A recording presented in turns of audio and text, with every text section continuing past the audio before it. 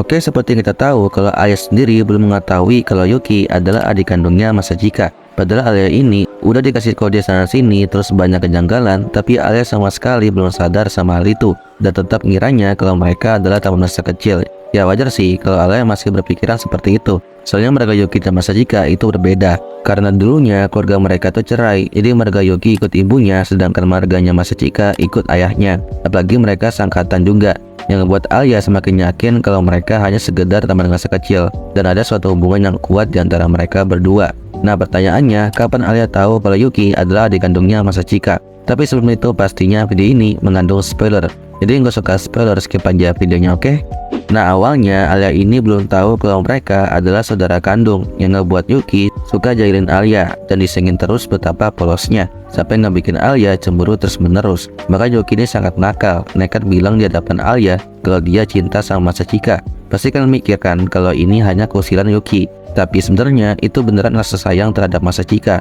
Tapi pas Yuki bilang aku cinta dia, atau yang dimaksud cinta Masachika, itu penyebutannya berbeda. Kalau Alia kan nyebut cinta dia itu untuk lawan jenis, kalau Yuki untuk keluarga. Berarti Yuki bilang kata itu dalam rasa sayang sebagai keluarga, bukan suka beneran. Dari sini karena Alia dipojokin, jadi dia nggak sadar sama hal itu, yang ngebuat dia jadi salah paham kalau mereka itu saling suka. Tapi ada yang ngebuat lebih salah paham lagi.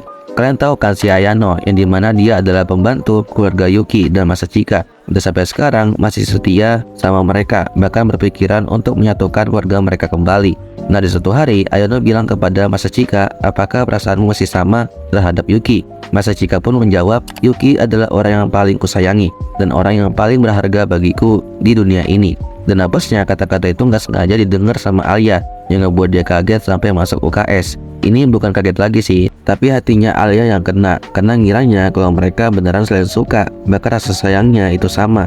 Terus ada lagi yang ngebuat hatinya Alia itu kena, tepatnya di volume 8, chapter 10, yang dimana Ayano ngasih tahu Masachika kalau Yuki lagi sakit, dan Ayano nyuruh untuk merawatnya. Awalnya sih dia ragu ya, karena gak mau berhadapan sama keluarga Suo. Tapi karena rasa sayangnya besar terhadap Yuki, jadi dia bakal datangin dan ngerawatnya. Tapi ditunda dulu, soalnya di sana masih ada teman-temannya dan Alia juga. Jadi Masachika nggak mau ditahu soal ini. Tapi karena Alia ini penasaran, karena Masachika kelihatan murung dan serius, dia tanyalah ada apa gitu. Setelah ditanya, Masachika masih nggak mau jawab. Tapi karena kondisinya lagi terpojok, Masachika terpaksa ngasih tahu ke Alia kalau Yuki dikabarkan sedang sakit dan dia pengen berada di sisinya.